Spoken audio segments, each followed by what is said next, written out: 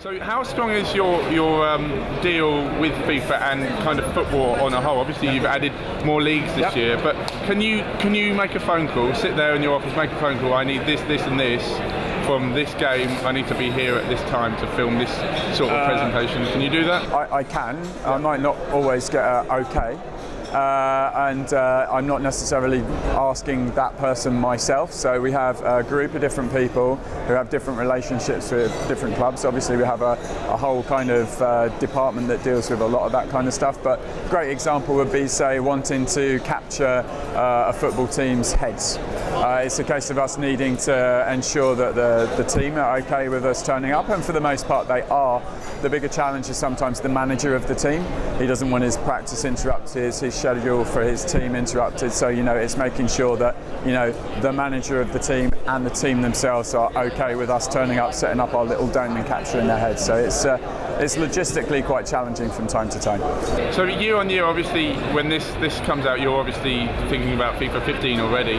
Is your plan always in your head to kind of break your last? We always break our game. Every year. Every year. Yeah. And I think if we didn't do it, we wouldn't be able to make as big a steps as we have done.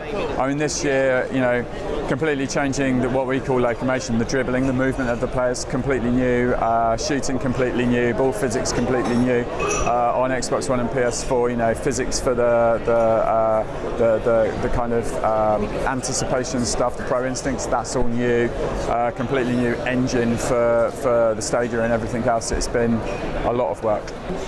So I don't know if you've seen a lot of our promo videos that we're showing at the moment. We're trying to show it from the ball trajectory path, so you can actually see how they're corkscrewing, dipping, rising, curving in a lot more realistic and believable way than they ever had. And that's due to the new ball physics. Yeah, it's really, just the shooting into the ball physics remains really one of my favourite features this year. And when it went in, it was awesome. So the other thing I'm interested about is obviously the living world. Yeah. You've gone and you've captured an amount of stadiums and kind of put that into the game. What sort of additional camera shots are we going to get to see? So we spent a bunch of time with Sky and ESPN in their broadcast trucks. We actually went and when they were setting up for the day and also doing the broadcast itself, were with them. And so there's over 100 cameras placed in the stadium, which is exactly where they would be if it was a proper full-scale broadcast. The case then is we've got an AI running, which we call the game director, that basically is going to focus in on the star players of the game, any unfolding storyline in that match. So if a player's on fire and is about to score a hat-trick or something like that, they'll try to focus more on them when the ball goes out of play. A little summary from the commentator too, which is what real broadcast does.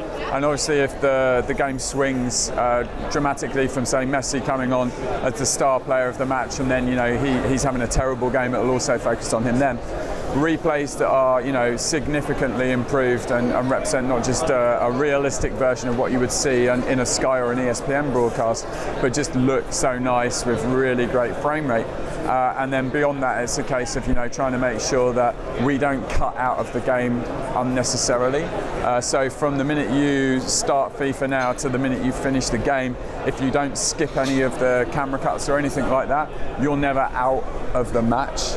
Everything that's going on is being driven by the in-game AI. There's no cut scenes that are scripted in that sense anymore.